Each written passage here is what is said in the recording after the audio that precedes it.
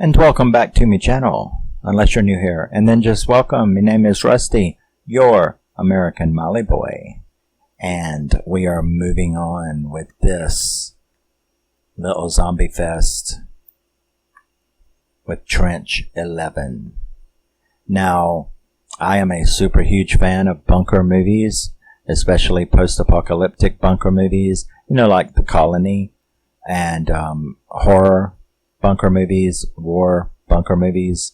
So when you take, there is not near enough horror movies set in the fields of war.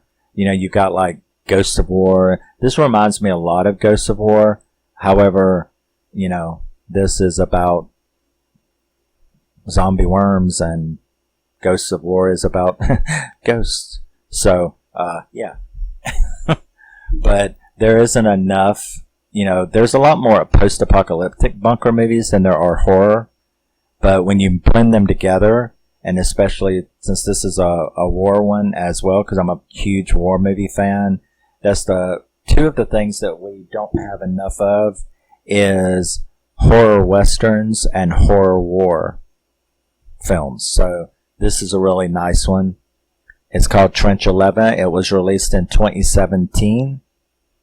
It was directed by Scherman, and it was written by Matthew Booi and Scherman, and it stars Rossif Sutherland. Yes, that's Donald Sutherland's other son. If you thought there was only Kiefer, you're incorrect, because Rossif Sutherland stars in this. He plays the main guy. And it's got Robert Stadlober and Charlie Carrick. And like I said, this movie takes place in 1918 on the Western Front, where the Allies have discovered that the Germans have been building an underground bunker complex about 11 miles inside their line, which is strange because the only reason that the Germans had tunnelers was to go under the front line and blow up the Allied bases by tunneling. So why are they building a bunker way back here when that's not the purpose of tunnelers, during the World War I? So, we have a group of Allied soldiers who were called in and were told this information. And the best tunneler, was Rossif Sutherland's character. They also kind of knew that this bunker has been rumored to have been a really well-known evil scientist named Dr. Reiner, and he was the one that they believed was actually in control of this place, so he had to be up to something really bad, was their thinking.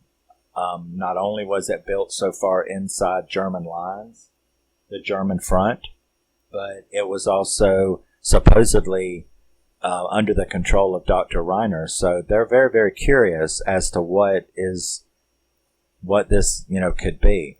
So he, and I think it was like 4 or 5 other people, along with the commander, Jennings, who is a total asshole, is sent to investigate this place. So they head out after getting Burton to agree. Well, they kind of forced him. And he's already shell-shocked, because he had just been like trapped in an underground bunker for like 11 days and was like the only one to survive. And so he's been through a lot of shit, and now they're calling him back in to do something else. So these guys, they all take off and to go figure out why it was abandoned, what was going on there. Now, what they don't know is that the Germans, the Germans, they're upset about this too, because they're like, even though we've closed it and you were supposed to blow it up, you just sealed it, but you didn't finish blowing it up. And if the Allies were to discover what we were doing down there, messing up a peace talks, because we have definitely lost this war, so messing up peace talks is going to be the least of our worries if they find out what the hell was going on down there. Which makes you go, well, I certainly want to know then, don't I?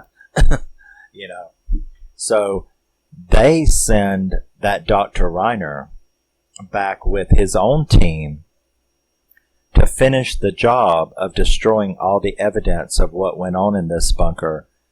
So you've got the Allies team and the German team going back to this place with two different motives. One, to find out what the fuck was going on. The other, to make sure nobody finds out what the fuck is going on. So that's sort of the basis for how we get into this situation. So when the Allies do get there, they do find that it's all closed up. They also found a lot of evidence that the Germans had killed their own people, because there was like stacks of dead bodies outside, and it's like, but these are German bullets, and they killed their own people and their own dogs and stuff like that. So, but they do find that one of the entrances was still usable, so they go down into it. Now, I love the cast in this movie because these guys are like really good actors, and everything is really, the atmosphere is very spooky, very scary as they get down there. It doesn't take them long before they run into what they thought is a dead body, and inside the main vault, so they're down in like the top level, and there's a main door that's like vaulted, like a bank vault, that goes into the rest of the complex. Well, there's a guy sitting out there, and they think he's dead, but he wakes up, so he's not dead. But the reason he's still there is because they took the ladder, because, they've just descended on ropes. So he had tried to climb his way up, but he had just basically passed out from exhaustion, and who knows how long he had been there. So he's like, only one of them can speak any German. So he's basically like, I couldn't get back up, and I've been here forever, for days and days and days. And so they're like, well, cool, whatever, we'll POW your ass, whatever. But first we're going to go and check things out. Dude starts freaking out. He's like, you cannot open that door. If you open that door, we're fucked. Not only are we fucked, but everybody's fucked. And they're like, whatever. They're not going to, you're just trying to protect secrets or something. And, of course, we as audience members are like going, dude, I really wouldn't open that door. Well, when this dude realizes that they are adamant and they are going to open this door, and they start doing it, he grabs one of their guns and puts himself all over the wall. And it's like, well, and even a couple of the dudes, they were like, maybe we shouldn't open that door. And of course the asshole, Jennings, the commander, he's like, he talks like, really, he doesn't talk like an estate yob like I do. He talks like he's posh, so he has a posh accent, So he's like, no, we are going to do that. This is our mission, and we are going to do it. And I'm like, well, you can tell he's like a posh plank anyway. So, of course, he's going to lead them all to their deaths. But they start opening up the door. And even a couple of the other guys was like, if he would go, I mean, he's been sitting out here for a fucking week, starving to death because he can't get up there to the hole to get out. If he would do that to himself, over you opening this door, shouldn't we ponder the idea for a little bit? But they don't, of course. There wouldn't be no movie if they did, right? So they open the door and they start going in. It's not very long before they find like hospital type rooms, like you could tell like some kind of experiment and shit was going on. And they also start running into, I guess what you would call patients, you know? And they are these like zombified looking things with their eyes are like gone or swollen shut or closed shut or something. I think that like most of them, they like had their eyes taken out because that happens later. But these things are extremely nasty, extremely violent, Zed-looking things. So a couple of injuries happen. Well, that first one, who was it? Kelly, Private Kelly. The first one that they meet, like, scares the shit out of you, and scares the shit out of them, scares the shit out of everybody. It's the first one that you see. Well, it jumps on Kelly and it vomits like this slime on him, on his face, and you know, down here. And it was like, well, that was gross. But he gets away. But they start running into more and more of them as they traverse this labyrinth, and they find like documents and stuff like that. So they know some shit's going on. Now, they eventually run into one that they run into a lot, but one of the ones that they kill, they have a doctor with them, right? And Dr. Pierce, he like, does an autopsy on it because they saw, I'm sure you've seen angel hair pasta, right? Like, really, really, it's like spaghetti, but it's really thin spaghetti, like angel hair pasta. Well, there was these like angel hair pasta like worms that was like coming out of their eyes and eye cavities and nose and mouth and stuff like that. So then you're like, oh, okay, well, this is some kind of zombie worm, right? So Dr. Pierce like opens one of them up, like autopsy him. Because, I mean, there is medical facilities down there. So he opens one of them up, and it's like giant balls of these things. And he even holds one of them up, and it really does look like angel hair pasta, you know, and it's moving and stuff. And so he's like, this looks like heartworms for animals. You know, like animals get heartworms, but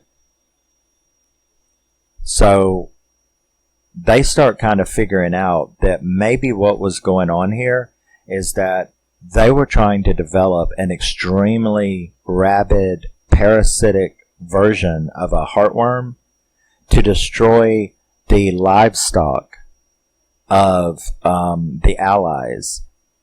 But instead, it jumped species and it took over humans. And once that psycho Dr. Rayner figured out, once that happened, he was actually happy about it because he's a psycho. And he started like developing it even more, and that's what these experiments were, was he was using these worms to turn patients into zombies. Violent, aggressive, 28-day later kind of zombies. So when they figured that out, they're like, well, this place has got to go. You know? And just about the time that they do, you know, Jennings is like, well, we're going to go deeper. And two of the guys, that Kelly and one of the other guys, they were like, actually, now that we kind of have found out what we found out, actually what we're going to do is we're going to get the tunneler, Rossif Sutherland's character, Burton, we're going to get him, and we're getting the fuck out of here. And he's like, no, you're not. You're under my command. And actually, you're not. And they're like, actually, we are. And so they're like all faced off with guns. And that's when one of them starts to shoot. Who knows who would have gotten hit? But they really didn't have the chance. Because the Germans found them. So they got like captured. Dr. Pierce, one of them was killed. Jennings was killed. So, but they got Dr. Pierce and one of the others, and Rayner was there, and so they took them, I want him to come with me. And Mueller was the other guy, but he's actually a good guy. He's not a psycho like Rayner. He really was there to blow this place up. Rayner was not. Rayner was there. He is the reason this place didn't get blown up. He wants to continue his psycho experiments, right? So Mueller's like, okay, well, you take the doctor and go that way. I'm going to go with the tunneler. So the guy that, Mueller is standing there and there's like 3 or 4 guys left. He takes the doctor. Rayner takes the doctor back to his, where he had been held up in there. And Mueller is like, which one of y'all are the tunneler? Which one is the tunneler? And finally, Burton admitted, I'm the tunneler. And he's like, well, you're going to go with me. And we're going to go down there and find out why these explosives did not go off. And then we're going to get out. POW, we'll just go our separate ways. Well, you had noticed Kelly getting sicker and sicker throughout the runtime of this movie. And like you see him over there by the wall, and I'm like, that dude is gone. That stuff that dude puked on him, and he had already said something about that. He's like, what in the hell is going on? That dude puked on me. Am I going to get sick? Well, he did. And that was really an ugly scene, because when he turned around from the wall and he attacked that guy, he like bit that whole guy's like nose and face off right there, and then like ripped his throat out before the other guy shot him. And it was like, that was some bloody shit right there. So you only got Mueller and Burton left, and they go on down into there to try to figure out why this place didn't blow up like it was supposed to. So you got this split now. You've got Dr. Pierce up here talking all his crazy shit, because him and the Dr. Pierce, they have this long conversation where he like lays it all out for him. Like, this is what happened. This is what I'm doing. And it turns out when Dr. Pierce is like, but you do understand that it's not, this thing is not going to see flags. It's not going to see colors. If it gets loose, it's going to kill all your people. It's going to kill all my people. It's going to kill the people. It isn't going to care about borders and flags and wars. And that's when we learn the truth, and that is that Dr. Rayner, he's a psycho, and he knows that, and that's exactly what he wants. Because Germany has lost the war, he wants scorched earth. He wants this thing to get loose. He wants everybody to die. Then he proceeds to torture and kill Dr. Pierce, which was like, that's one of the points that I knocked off because of the movie, because I'm like, okay, well, I expected that, but like you never like said anything else about it. I thought he was going to put the stuff in Dr. Pierce, right? Because he did take his eyes out and shit, but I think he was just having fun. And I'm like, well, okay, I can understand that in a hostile Saw kind of way, but I thought he was going to like put the worms, the sickness into the doctor, and we would see something from it, but we didn't. So I think he just tortured him for the fun of it, So that was like a little unsatisfying, because I mean, if I want to see that, I can just go see Hostel. But so Mueller and Burton have gotten down to the bottom, and they find out what we've already learned, and that was that the reason that the explosives didn't go off, because Mueller asked him, he's like, what's the problem? Why didn't this work like it was supposed to work, yeah? And he was like, no, it's all perfectly fine. And it's like, well, why didn't it work? And he's like, because it wasn't hooked up. It was intentionally, like, not hooked up. And that's when they knew that Rayner had stopped the place from going up, because he knew something like this would happen. He knew the German government would send him back, and he wanted to get his samples. He wanted to get out of there with this disease so he could turn it loose on the earth.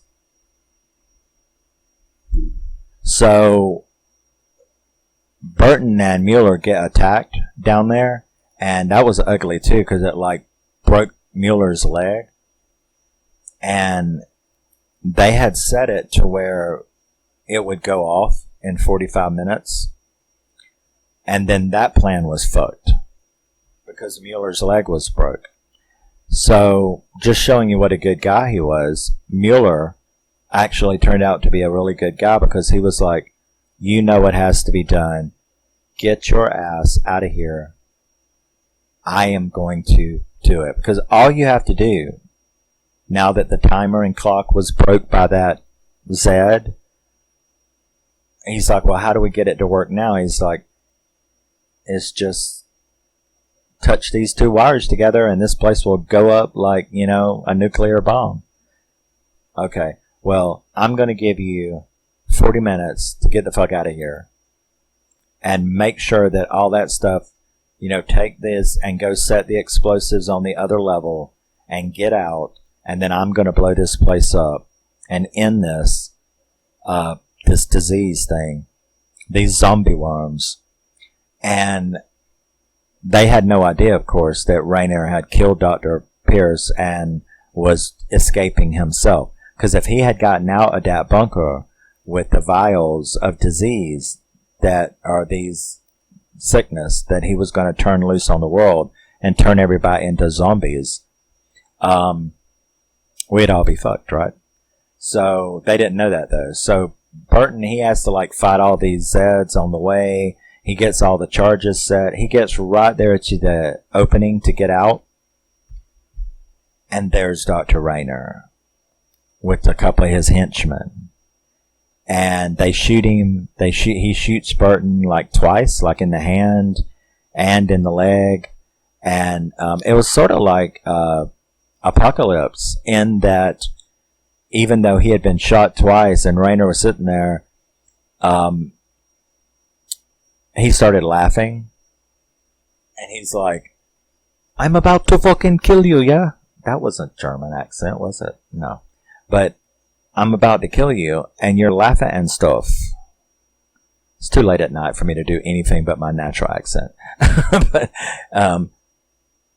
you are, you know, I'm fixing to kill you, and you're laughing at me like I'm some kind of pillock. You know, are you taking the piss or what? And Burton is like, again, like Apocalypse, he's like, I know something, or like the first Wormwood, when he was like, I know something that you don't. And that is that he knew in just like a couple of minutes this place was just going to go up like the sun. So he said, I know something that you don't. And then that gave him opportunity. He killed one of the other guys, but him and Rayner started fighting. And I think Rayner was going to like jab him with the disease, but instead he like got the upper hand on him, and he tripped and he fell. And Rayner started screaming, and you didn't know why at first, till he stood up. And that was that vial had went right through his eye into his brain. And he's standing there screaming, and the bomb goes off. And so the whole place is going up, level by level, boom, boom, boom. And Burton manages to get out as the whole place collapses on Rayner. So, world is saved. Yeah. The world is saved. And we see Burton crawling away into the sun, you know, the morning sun. and all is well with the world, and that's how the movie ends. Now, as a zombie movie, this was like really good. It was interesting in that this was not an infection, like most zombies are.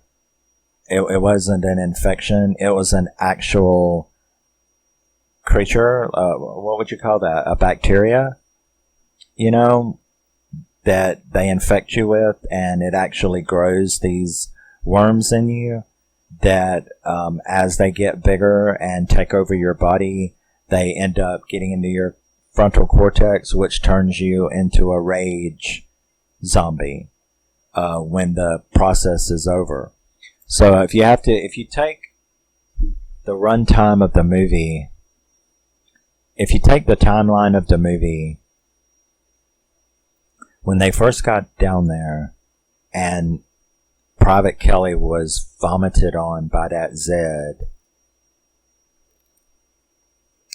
it was probably like about 4 hours. It was probably like about 4 to 6 hours before Kelly turned. So, yeah, movie time, about 4 to 6 hours went past. 5, maybe 5. Let's say 5.